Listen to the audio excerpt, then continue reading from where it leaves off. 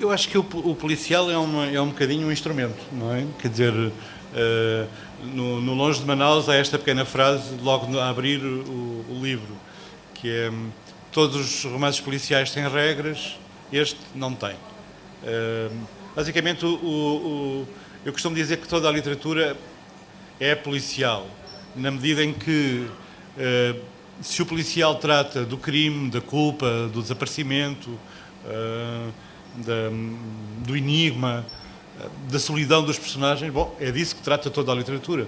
O policial não faz mais do que cristalizar, de alguma maneira, todos os personagens, todas as categorias, quer dizer, e de servir de um modelo muito básico, que é crime, investigação, descoberta.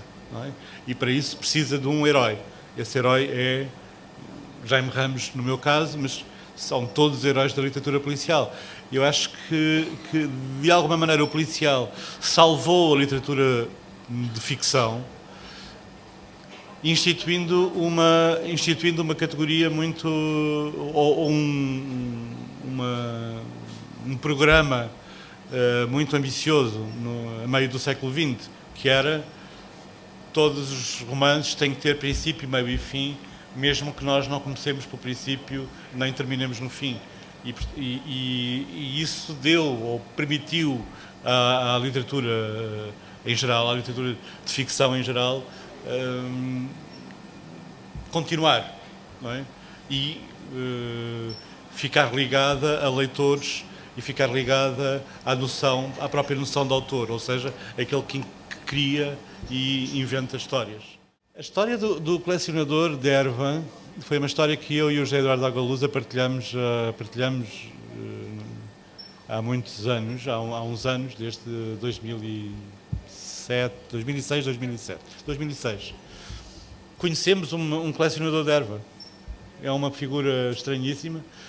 Se calhar entre nós há colecionadores, entre nós aqui na sala há colecionadores de cromos, de selos, de alfinetes, de seja o que for. Suponho que não há ninguém que colecione erva entre os presentes, mas nós conhecemos um. E era uma coisa espantosa, é como vem descrito no livro, ou seja, imagine-se uma sala, metade desta, com estantes lindíssimas, gavetas, cada gaveta é um umidificador, em cada umidificador há uma erva diferente. Não é? E ele tem, graças ao seu trabalho, graças às pessoas que trabalham com ele, tem a possibilidade de ir colecionando cannabis com origens muito diversas, não é? Desde de Estremoz até a Guatemala e a Argentina, a Nova Zelândia, ele tem de todas. Não é? É um personagem que é, no fundo, ele existe ali para dar contradição também entre a sua família, que é uma família tradicional do Minho, e uma família tradicional, antiga, se fosse no Brasil diríamos quatrocentona, e uma certa, como é que é dizer, fio da navalha, que é dada pelo consumo de cannabis. E, portanto, serve para dar esta contradição. Mas esta história, de facto, eu não gostava de falar dela, porque está no livro e a mim divertiu-me escrever uma parte dela. É básico porque, além do mais, desenvolve uma característica essencial, se quiserem, dos meus livros, que é construir a biografia de Jaime Ramos. E, neste caso, ele dá-se conta, a certa altura, está sentado no seu gabinete, tem atrás, colado na parede, um póster do seu futebolista preferido, que é uma coisa que já o acompanha há 30 anos, aquele póster, e de repente começa a olhar e começa a ver que afinal ele não está sozinho, tem uma equipa fantástica de colaboradores, e é com eles que ele constrói esta história, que esta história está construída. Com Isaltino de Jesus, que é ele chama-se a si próprio num delírio o Marlowe de Valongo. Tem o seu polícia cabo-verdiano, que é José Corsário, que já aparece, portanto, no Longe de Manaus. O Isaltino aparece desde o princípio. Se o Jaime Ramos é um bocadinho conservador, o Isaltino é o protótipo do conservador, é o protótipo de quase que não é um polícia, quase que é um funcionário da polícia, não é? Mas depois, por trás, é a peça fundamental. E uma nova personagem que acompanha Jaime Ramos a partir de agora, que é a Olívia, que é que eu acho que é uma personagem que vai dar que falar. Nunca se sabe o que sabem de nós, meu caro. Lembras-te do partido? Havia sempre alguém que sabia tudo de nós. O controleiro obtinha informações, cruzavas com as outras, cruzavas de novo com aquilo que lhe dizíamos, sabia com quem saía à noite, com quem se falava sobre a Checoslováquia ou a abertura húngara. Eu nunca falei sobre a Checoslováquia, eu era um crente, hein? Eu obedecia como um bom militante. O outro, Sequeira, sorriu e calou-se de repente enquanto retirava o telefone do bolso. Olhou o aparelho, como se quisesse verificar se, entretanto, tinha recebido telefonemas ou mensagens, tomando-lhe o peso, ao mesmo tempo, na palma da mão. Depois abriu, retirou-lhe a bateria, retirou-lhe o chip, colocou tudo no banco junto dele e olhou para Jaime Ramos de frente como se tivesse terminado uma exibição de acrobacia e esperasse aplausos da plateia. Nunca se sabe. E o teu telemóvel? Eu nunca trago o telemóvel quando venho falar contigo. Ninguém precisa saber que não te interessavas pela Checoslováquia. Eu só estive na Bulgária, pá, no Mar Negro. Praga era muito literária. O partido não era feito para pessoas sensíveis. A literatura não nos interessava muito, é verdade. Eu fui só um passageiro de segunda classe. Mas estiveste no comboio, disse o outro, alinhando a carcaça do telefone, a bateria, a tampa e o chip. Como acreditávamos no socialismo, andávamos todos em segunda classe. Jaime Ramos sorriu, como se tivesse lembrado do Mar Negro e de um comboio que atravessava os campos de milho antes das falésias. Sabes, cheguei tarde demais à questão da Checoslováquia. Quando entrei para o partido, já se tinha resolvido o problema checo há 4 ou 5 anos. O outro não ligou. Podiam dizer que o problema checo nunca se resolveu, mas ele limitou-se a apontar para as peças alinhadas como se esperassem para ser reunidas numa ordem perfeita. Sabes, eu tenho fama de desfazer os Blackberries antes de começar qualquer conversa. Somos espiões preguiçosos, os portugueses. A democracia, tu sabes, tirou-nos energia, mobilidade, pelo menos esta democracia. Melhor está preparado. Imagina tu a espionagem sujeita, como eles dizem, a escrutínio parlamentar.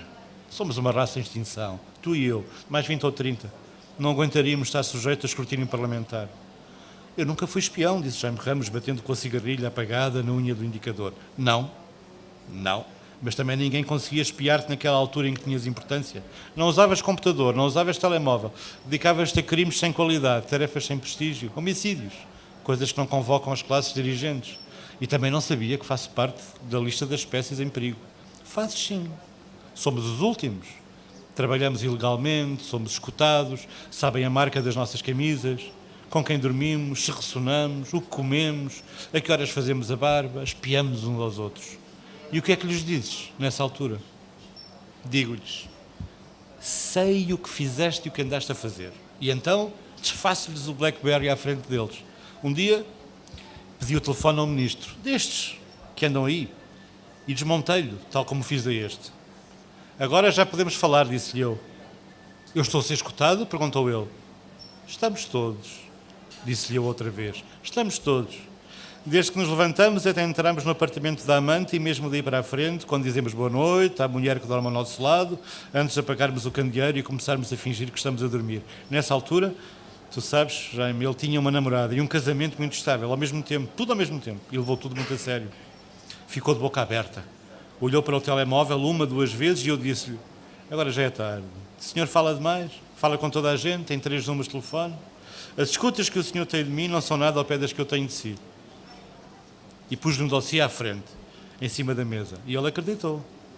Mostrei-lhe as primeiras páginas, que eram forjadas, invenção pura, mas ele acreditou. Eles acreditam sempre, sabes? Têm sempre uma biografia para esconder. O nome da mulher, o nome das duas jornalistas com quem tinha partilhado camas em hotéis de categoria no estrangeiro, o nome de um filho que fumava erva nos festivais de rock e tinha espatifado um carro do Estado desviado numa noite de bebedeira, a marca das gravatas, a marca do carro, o telefone da sogra, o telefone do motorista, a data das viagens para o estrangeiro, a agência do banco, o whisky preferido, as más notas da universidade, a cópia das despesas de uma certa viagem, como se lhe dissesse, em escutas não há rival. E ele acreditou que eu tinha isso tudo. E tinhas? Tinha. Mas convém deixá-los na dúvida. É um divertimento, sabes? É um jogo. Nunca se sabe. Não podes confiar. É como nós. Também não confiávamos na Checoslováquia. Eu confiava. Eu era um crente. Já me disseste. Mas a minha esperança tem limites, disse Jaime Ramos. Mas às vezes sou um crente. És um otimista. Nunca perdeste o hábito. Quem é comunista uma vez, é comunista para sempre. Quem é católico uma vez, mesmo que seja por acaso, também é católico para sempre. Estamos condenados a repetir tudo na nossa vida. Tanto me faz. Fui católico há muito tempo. Eu fui comunista por obrigação, disse Jaime Ramos. Quem é comunista uma vez, é comunista para sempre, voltou o outro. Pode ser, mas o objetivo da minha vida é muito simples. Não falar do meu passado, esclareceu Jaime Ramos. Está acabado, enterrado. Não tenho nostalgia, não guardei fotografias, não tenho um cartaz do Che Guevara pendurado atrás da porta, não guardei os manuais do materialismo dialético. É esse o meu objetivo. É um bom objetivo. E diz-me lá, Luís Ferreira de Vasconcelos, onde é que ele para nos teus arquivos? Não está nos meus arquivos. Está na minha cabeça, o que é muito diferente. Sequeira estava sentado de costas para o arvoredo que os protegia da estrada que subia na direção da serra, o que significava que estava de frente, rigorosamente de frente para o rio. Chegava-se ali por uma estrada de terra que se desviava a meio de Freixeiro do Soutelo até parar abruptamente diante de um açude isolado, onde de vez em quando havia canoas navegando suavemente, quase sem ruído entre a sombra das árvores. É um nome a ter em conta. Diz-se que o pai enlouqueceu, o que não é verdade. E que aos 32 anos tomou conta das empresas e dos bens da família, uma vez que as coisas andam misturadas neste caso. Mas o nome completo não é esse, nem termina em Vasconcelos. São 8 nomes, 6 apelidos e 2 nomes próprios, uma família interminável desde que terminou a Guerra Civil, há 200 anos. No Porto, pensou-se que nessa altura tinham perdido quase tudo. Só tinham sobrado aquele casarão perto da Rua do Heroísmo, onde regressam tempos a tempos e onde se mantinham calados. Mas não é assim. O grosso da família vivia no Minho, em Ponte Lima, nos Arcos, em Ponte da Barca ou em Valença. Era uma família que morria em paz, nascia em paz, reproduzia-se sem turbulência, exilava-se de vez em quando, mas sobrevivia. Sobreviveu até hoje. Há de durar mais de 200 anos, pelo mesmo. As nossas famílias vão desaparecer e a deles vai sobreviver. É uma lei da história. Uma lei da história? Perguntou Jaime Ramos. Sim. Nós não temos o sentido da sobrevivência, não temos aquele instinto da sobrevivência, não cuidamos da perpetuação da espécie, não nos reproduzimos convenientemente, escolhemos mal as nossas mulheres e os nossos maridos, apaixonamos-nos pelo menos uma ou duas vezes na nossa vida. Eles sabem que um século é uma medida pequena demais para o tempo que já duraram, Sr. Inspetor, o que justifica alguns pequenos deslizes, mas que os conservam despertos para o essencial. Nós temos dívidas ao banco ou dificuldade em pagar impostos, porque gastamos mais. Eles não precisam de gastar, não precisam de muito dinheiro. Vestem a roupa de pais para filhos, contentam-se com pouco e não precisam de mostrar que são ricos. Jaime Ramos conhecia a história. Uma música vinha dos pinhais em redor, dentro do arvoredo que escondia o rio Âncora. Havia insetos a arrasar a água do rio. A Serra da Arga ao longe, um casarão escondido entre as árvores. Sabes, ando à procura dessa família. Já sei. Tens andado pelo Minho? É uma família antiga, Ramos. Uma família dessas não é coisa para nós. É preferível contratares uma bibliotecária conscienciosa e mexeriqueira que te deu o essencial. Antepassados, solares do Minho, adultérios por ordem alfabética. Isso vem nos registros. Há sempre alguém que se interessa por genealogia. De vez em quando eu recorro a um nos Açores. Quem era o trisavô de fulano? Era o negreiro que enriqueceu no Brasil e fazia filhos às negras nas plantações de açúcar. Quem era amante do conde tal? Não era uma amante, era um amante loiro, flamengo. Há um retrato dele vestido de veludo num solar perto de Sintra. De resto, nós não damos informações, salvo quando são absolutamente necessárias. Tudo isto, esta rede de informadores e estudiosos, é cara. E temos contas a prestar ao Parlamento hoje em dia. Respeita sempre, Ramos, respeita sempre os tipos da genealogia. Nunca estejas de más relações com a genealogia. Inventam-te logo um avô pederasta ou uma tia casou com um carabineiro de Lugo. Hoje em dia, de resto, interessam-nos mais os negócios imobiliários, pequenos ou grandes. É disso que vivem as grandes famílias que não precisam de dinheiro. O trivial. Eles vendem armas para onde? Para a Guiné Equatorial, para o Gabão, daqui para Angola, de lá para onde for preciso. Armas ligeiras, coisas que vêm do leste ou do oeste. Há mistura com petróleo, imobiliário e pequeno tráfico autorizado em países amigos, desde depósitos em bancos sem dimensão até barcos que mudam de nome conforme as conveniências ou construção de estradas em países onde não há carros. O conceito de país amigo, como sabes, tem mudado bastante. A última vez que vi essa gente reunida foi aqui perto, numa sala cheia de membros da maçonaria, de engenheiros da banca e de ex-comunistas reconvertidos, por esta ordem.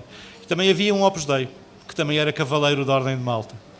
Tudo junto, tudo em santa comunhão. Diretores de empresas, donos de empresas, financeiros, diretores de bancos, complouros simpáticos, gente de partidos, especialistas em comunicação, jornalistas amigos e amigos que já foram jornalistas, trocam números de telefone e fotografias de família. Tudo em santíssima concórdia. Um conclave, cheio de classes, ordens, hierarquias, mas um conclave. Um concílio de forças vivas, disse Jaime Ramos, acendendo finalmente a cigarrilho. Um concílio. Um encontro de famílias, repetiu o outro. Todos partilham apelidos. Andaram nas mesmas escolas. Passaram férias na mesma praia. Conheceram noivas comuns, maridos comuns, avós que se davam muito e tios que negociaram bastante. Estou a ver. É uma espécie de resumo. É o resumo do antigo regime. É um país que produz muito pouco, além de comerciantes, famílias ilustres, apelidos e casas de férias. O mal português é este, o incesto, a endogamia, banqueiros, cujas filhas mais novas casaram com rapazes que dançavam bem nos anos 70. Depois, os rapazes envelheceram e casaram com outras mulheres mais novas e ligeiramente mais tontas, mas conservaram a marca de origem. São filhos que receberam um apelido e que mais tarde entraram nos quadros do banco ou voltaram a casar com uma mulher que levava no nome qualquer coisa como Companhia Limitada, Sociedade Anónima. É a mesma coisa há 200 anos. Um avô que foi Ministro da República e afilhado do Ministro da Monarquia. Uma avó que teve um amante diplomata em Roma. Temos arquivos cheios de casos assim. Adolescentes que se conheceram no picadeiro, montando cavalos, que também já são cruzamento entre famílias. Férias em Moledo, passeios no Rio Minho, estadas no Algarve. Não, o Algarve é uma coisa mais recente. É uma coisa do tempo depois do IEE, do biquíni autorizado pela família, do tempo do segundo ou do terceiro divórcio, quando a moral deixa de ser a porta de entrada e é só um corredor, uma passagem, uma genuflexão. Havia tios poderosos nesta família, ministros e subsecretários de Salazar, que passavam férias com um criado ao pé do telefone. Salazar podia telefonar, se bem que Salazar nunca telefonasse, sabes? Sua Excelência não gastava dinheiro em telefonemas.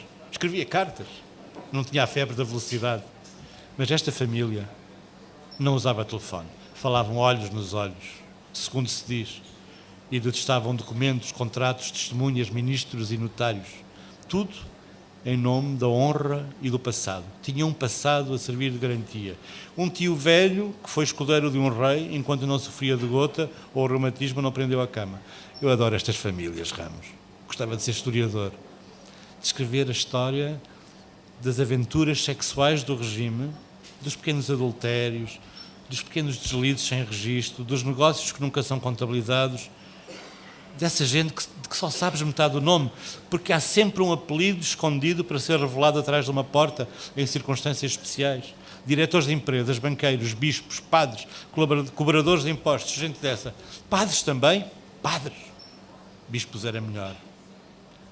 Gente, sabes? Gente que come salada e é saudável, que tem um selo invisível colado na testa a anunciar: faço parte da grande família. Um tio meu foi governador de Manica e Sofala, um outro fugiu de Lisboa depois de ter dormido com a amante de um banqueiro e foi nomeado para as alfândegas de Cabo Verde. O outro tem o retrato de uma galeria nos notáveis de uma universidade que já apodreceu e alguém que veio da Índia em tempos.